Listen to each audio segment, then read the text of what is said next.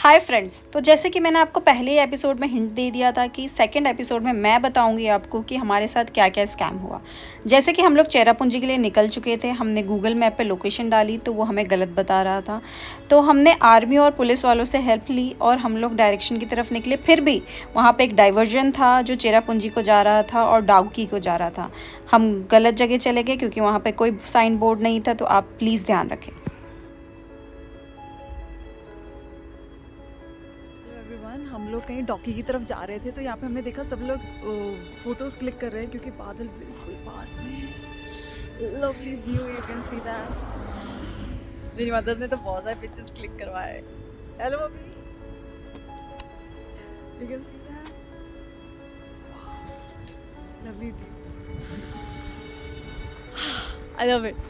So finally हम लोग गलत रास्ते पे जा रहे हैं। इतने सुंदर व्यू को देखते हुए हम लोग जाने को थे चेरापूंजी और हम अब निकल गए हैं डाउकी के लिए। सो गाइस, जो मैंने खुद एक्सपीरियंस किया है वो मैं आपको बताती हूँ। ये यूट्यूबर्स जो हम लोगों को इन्फॉर्मेशन प्रोवाइड करते हैं कि यहाँ से निकल के वहाँ चले जाओ, वहाँ से निकल कर यहाँ चले जाओ, ये सब बकवास है। मैंने जब ये खुद अपने आप एक्सपीरियंस किया तो मुझे पता चला ऐसा कुछ भी नहीं है। हम लोगों को एक डेस्टिनेशन से दूसरे डेस्टिनेशन को जाने के लिए मैक्सिमम 4 to 6 आवर्स लगते हैं, 7 to 8 भी लग सकते हैं। दिस इज़ बुलशिट कि हम लोग यहाँ से निकलेंगे वहाँ चले जाएंगे। मैंने इनका यूट्यूब व्लॉग्स देखकर ही अपने बकेट लिस्ट में सबसे पहले नंबर पे नॉर्थ ईस्ट को रखा था और मैं यहाँ पे आकर अब तो ड्राइवर अंकल से पूछने भी लग गई हूँ कि आज के दिन हम डाउकी पहुँच जाएंगे कि नहीं। बस यही रास्ते में हम चले जा रहे हैं कब से। वादियाँ अच्छी हैं इसलिए ज़्यादा दिमाग गर्म हुआ नहीं मेरा, बट मैं सो गई थी। तो आप देख सकते हैं ये साइन बोर्ड, यहाँ पर सब बता दिया गया है कि हमको डाउकी के रास्ते में कौन से फॉल्स मिलेंगे। तो ये वाटरफॉल्स के साइन बोर्ड है, आप देख सकते हैं। फिर हम निकल पड़े, बस चलते ही जा रहे थे हम लोग। कब हम अपने डेस्टिनेशन को पहुँचेंगे हमें खुद भी नहीं पता, ना ही ड्राइवर अंकल को पता था, वो तो हमसे ही पूछ रहे थे। अब देखिए, ये है रियलिटी चेक। ये रोड्स बिल्कुल ख़राब है। अब डाउकी तक आपको ऐसे ही रोड्स मिलने वाले हैं और मैं तो सोच भी नहीं पा रही कि रेनी सीज़न में क्या हालत होती होगी यहाँ की।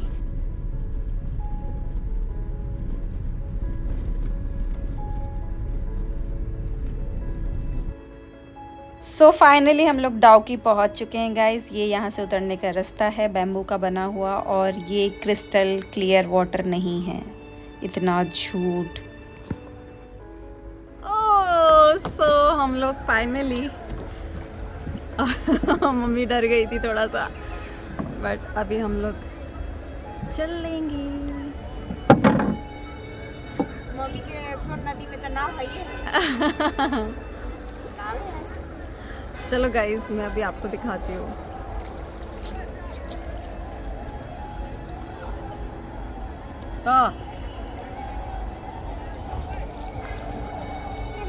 You can see that you all have to come here. It's a lifetime experience.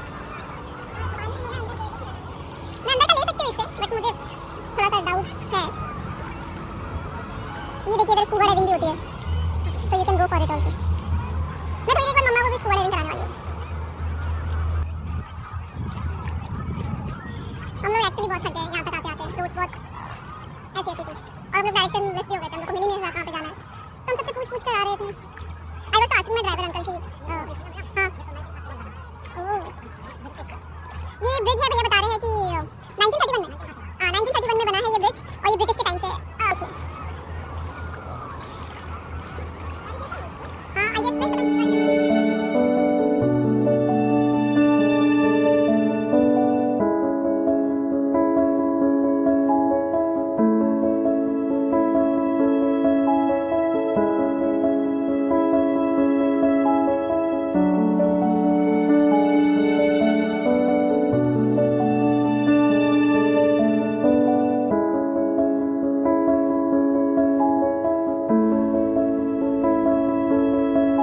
जैसे कि आप सब देख सकते हैं, पानी बिल्कुल भी क्रिस्टल क्लियर नहीं है, पर इसकी स्माइल ने मेरा दिल जीत लिया। ये बहुत ही अच्छा गाइड था, इसने हमें बहुत सारी चीज़ें बताई और बहुत पॉजिटिव था, अच्छा लगा है। अच्छे लोगों के साथ। सो मैंने इससे पूछा कि ये पानी क्रिस्टल क्लियर क्यों नहीं दिख रहा, तो ही वॉज टेलिंग मी कि कल बारिश हुई थी मैडम, तो इसके वजह से नहीं दिख रहा। तो आई आस्क्ड कभी दिखता भी है जैसे यूट्यूबर्स दिखाते हैं, तो ही वॉज लाइक हाँ मैडम कभी 1-2 मंथ में दिखता है, अदरवाइज़ इतना भी नहीं, बट हाँ थोड़ा दिखता है। तो मैंने बोला वो जो सब दिखाते हैं वो क्या है, तो बोलता है मैडम वो कभी कभार ही होता है। मैंने बोला अच्छा है। तो लोग उसको देखने के लिए उस गलतफहमी में इतना दूर आते हैं, पर देखने को तो यही मिलता है। देखिए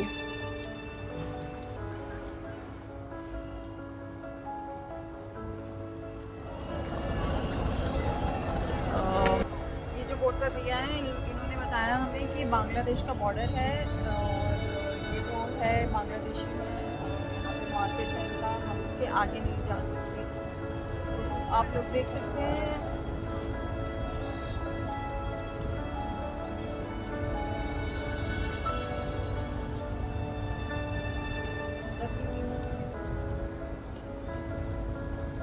ये है बांग्लादेश का border. See, so how much it crowded.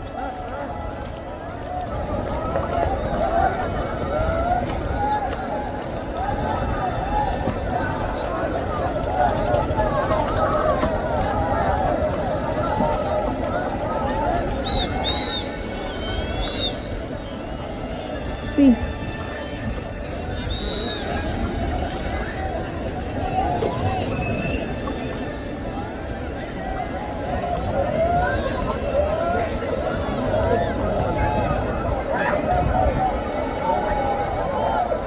इसमें ये नहा रहे हैं।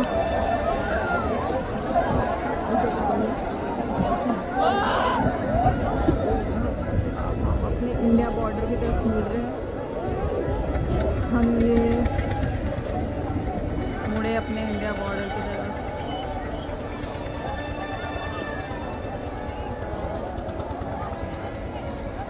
सो फाइनली हमारी बोटिंग ख़त्म हुई। अब हम जा रहे हैं बांग्लादेश का बॉर्डर देखने के लिए, जो कि मैंने मना किया था, बट फिर भी ड्राइवर कन्विंस्ड माई मॉम, और मॉम वाज लाइक नहीं इतने पास में आए हैं तो देखना चाहिए एक बार। और देखिए हम चले सस्पेंशन ब्रिज पे से, जहाँ बोटिंग कर रहे थे, ये वो एरिया है। और अब हम जा रहे हैं बांग्लादेश बॉर्डर को देखने के लिए। अभी तक तो कुछ मज़ा नहीं आ रहा मुझे, बस पानी दिखा, पहाड़ दिखे, और अब तो शायद ट्रैफिक भी दिखेगा। बांग्लादेश बॉर्डर। गाइस एक चीज़ तो मुझे पता चल गई यहाँ पे कि ट्रैवल ब्लॉग्स वाले बहुत झूठ बोलते हैं। डॉकी को आने के लिए जैसे यहाँ पे दिखाते हैं, यहाँ पर आ जाइए, ये देख लीजिए, वो देख लीजिए। डॉकी आने के लिए हम लोगों को आई गेस 5 आवर्स लग गए थे। 2 घंटे का दिखा रहा था, 1 घंटे का दिखा रहा था, ऐसा कुछ भी नहीं हुआ। रोड्स बहुत ज़्यादा बेकार है, तो आप सोच समझ के आइएगा। और कुछ क्लीन वाटर नहीं दिखा हम लोगों को, जैसा बोलते हैं ब्लॉग्स में। और हम सुबह से वो double decker living root bridge के बारे में ढूंढ रहे हैं, सबसे पूछ के। आधों को पता नहीं, आधे बोल रहे कुछ सिंगल ब्रिज है, कोई बोल रहे हैं यहाँ पे तो 22 डबल रूट ब्रिज है। What to do I don't know. हम लोग जैम में फंसे हुए हैं, बॉर्डर देखने जा रहे हैं, पर ये जैम में क्लियर नहीं हो रहा 1 घंटे से। We are waiting and we are so hungry, बहुत भूख लगी हम लोगों को। यू कैन सी ये बहुत ही नैरो सी जगह है, जहाँ पर एक तरफ ट्रक जाएगी तो दूसरी तरफ कार जाएगी। Oh my God. जैम का खुलने का तब मैं खा ली थोड़ा एक्सप्लोर।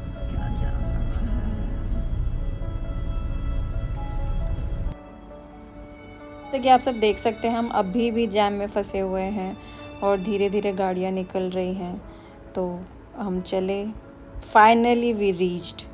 हम ये बांग्लादेश और भारत के बॉर्डर के सामने हैं खड़े। ये देखिए, मेरी मम्मी ने इतनी क्यूट बात पूछी कि हम अंदर क्यों नहीं जा रहे। मतलब मम्मी क्योंकि बॉर्डर है। इस एक्सपीरियंस के बाद मुझे एक यूट्यूबर पे बहुत ज़्यादा गुस्सा आ रहा है, जिसने हमें ये दिखाया था कि वो जहाँ पे हम बोटिंग कर रहे थे वहीं पर बांग्लादेश का ये बॉर्डर है। कितना झूठ है यार, सच तो बोलो, इतनी एडिटिंग। मेरी मम्मी पूछती है हम इसे देखने के लिए इतनी देर तक जैम में खड़े थे। आई वॉज लाइक हाँ मम्मी, इसलिए मैं बोल रही थी।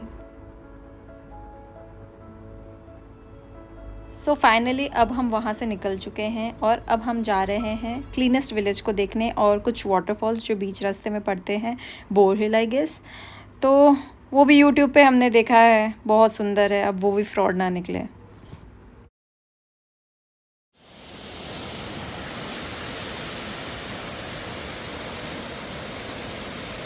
This is Umkrem fall as per the localite. यहाँ पे बरसात के टाइम पे बहुत ज़्यादा पानी होता है, बट अभी थोड़ा सा कम। तब भी हम देखने के लिए आगे, हम लोग अभी क्लीन विलेज की तरफ जा रहे हैं।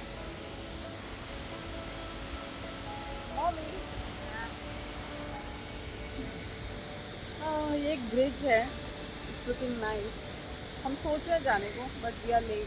सनसेट होने वाला है और हम डॉकी रिवर के उधर ही गुम हो गए, क्योंकि यहाँ बिल्कुल भी नेटवर्क नहीं है। तो आप जब भी यहाँ पर आएँ तो प्लीज़ कुछ तो ऑफलाइन मतलब अपना मैप डाउनलोड करके लेकर आएँ, क्योंकि हम लोग ऐसे ही गुम गए थे यहाँ पर। तो हमने यहाँ के लोकल लोगों से पूछा, वो भी बहुत कम दिख रहे थे। तो प्लीज़ डू दैट। फाइनली हम लोग अपने डेस्टिनेशन पॉइंट बोर हिल फॉल्स पे पहुंच चुके हैं। अब ये देखिए, ये जो मैंने यूट्यूब पे देखा था वैसा तो कुछ भी नहीं है इतना। माय गॉड, क्या क्या चल रहा है आजकल। अभी मुझे ये बोला ड्राइवर ने कि मैडम ये रेनी सीज़न में बहुत अच्छा दिखता है, ऐसा है वैसा है। होता होगा, बट मुझे तो अभी तक सब बकवास लग रहा है। फॉल्स यही है एक्चुअली, ये बता रहे हैं कि अगस्त में या रेनी सीजन से बहुत ही अच्छा लगता है। ऑफ कोर्स लगता होगा, अभी तो इतना पानी है नहीं, पर यहाँ पे भी आने को बहुत टाइम लगा। और जैसे कि हमारा सिर्फ कटा जा रहा है, जब से हम नॉर्थ ईस्ट आए, मैं यही सोचती हूँ कि मैं लेकर क्यों आई। मेरे अंकल बोल भी रहे थे यहाँ पे कुछ भी नहीं है। यहाँ एक्चुअली डॉकी में पानी साफ था नहीं, यहाँ पे पानी ज़्यादा है नहीं। अभी तक तो मुझे कुछ एक्साइटिंग नहीं लगा। मुझे कल थोड़ा एलिफेंट फॉल्स से मज़ा आया था यहाँ।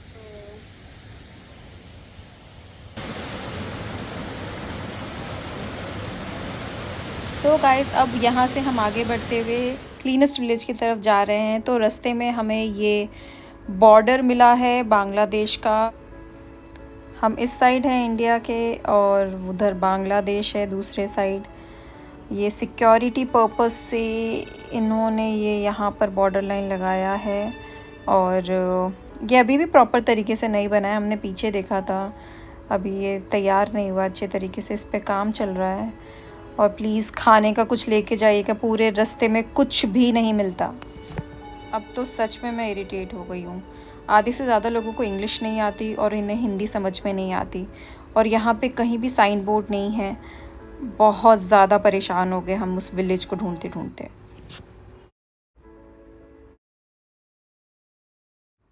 सो फाइनली हम विलेज को पहुँच गए हैं, जिसे एशिया का सबसे क्लीनेस्ट विलेज कहा जाता है। इसने हमसे 100 रुपये पर पर्सन लिया और अब हम अंदर जा रहे हैं विलेज को देखने कि ये ऐसा कौन सा विचित्र प्लेस है जिसको पहुंचने के लिए हम लोग इतनी दूर से आए हैं। बाय गॉड, सीरियसली गाइस, बहुत ज़्यादा दूर है। यूट्यूबर्स की बात को बिलीव मत करना। वो जो ये बताते हैं कि यहाँ से निकलो वहाँ डाउकी पहुँच जाओ, डाउकी से निकलो यहाँ पहुँच जाओ, no no no no no, not truth.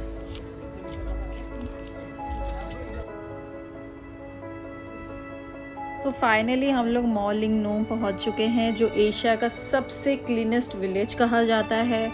और अब हम एंटर कर चुके हैं।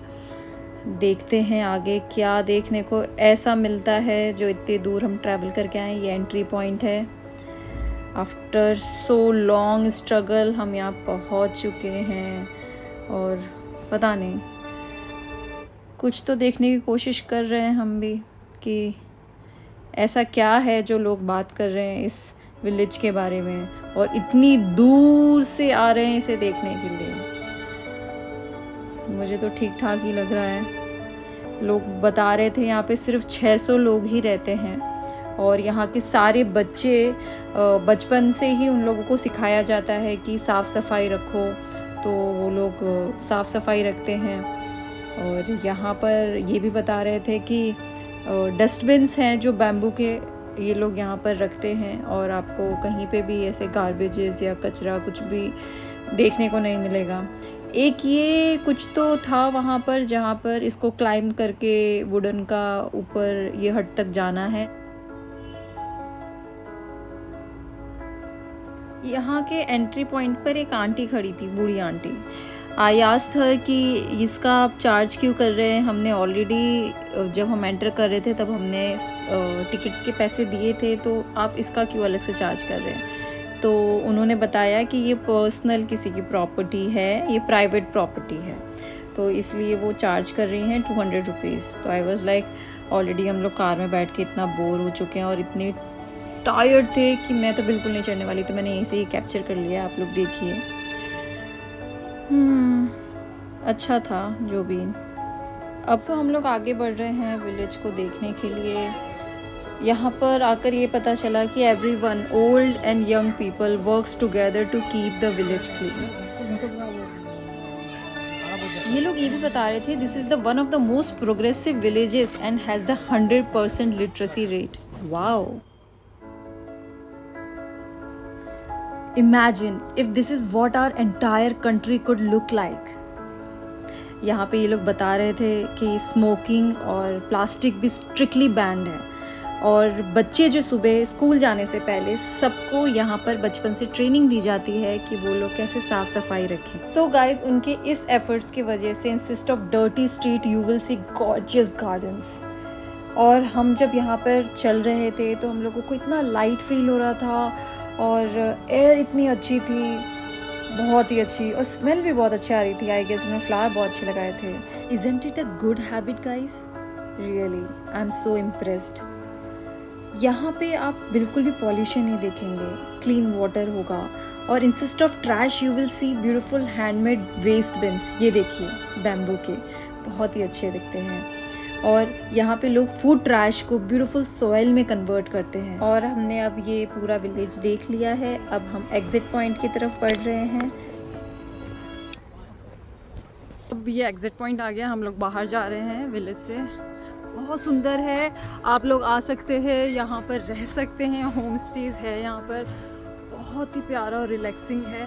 हाँ, बस एक चीज़ है जो यहाँ पर आने तक के लिए हम लोगों को बहुत डिफ़िकल्टी हुई, क्योंकि कोई साइन बोर्ड नहीं है, बहुत सारे डेविएशंस हैं, डाइवर्जन्स हैं।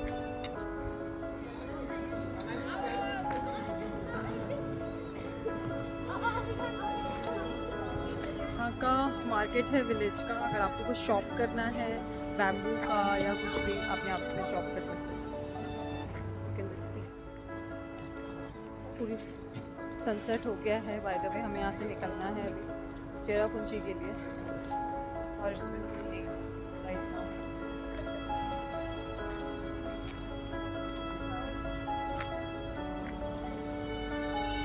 तो गाइज़, हमारा फाइनली ये विलेज का ट्रिप ख़त्म हुआ। अब हम चेरापूंजी की तरफ जा रहे हैं और हमें ऑलरेडी हमारे ड्राइवर अंकल ने डरा दिया कि अब हम लोगों को नाइट स्टे के लिए होटल नहीं मिलेगा चेरापूंजी में, क्योंकि हमने प्री बुकिंग नहीं की है और ये रास्ता बहुत ज़्यादा लंबा है। आई डोंट नो हम चेरापूंजी अब कब पहुंचने वाले हैं। सो बाय। सो कल का मैं आपको बताती हूँ कि क्या क्या हुआ हमारे साथ, तो स्टे ट्यून्ड।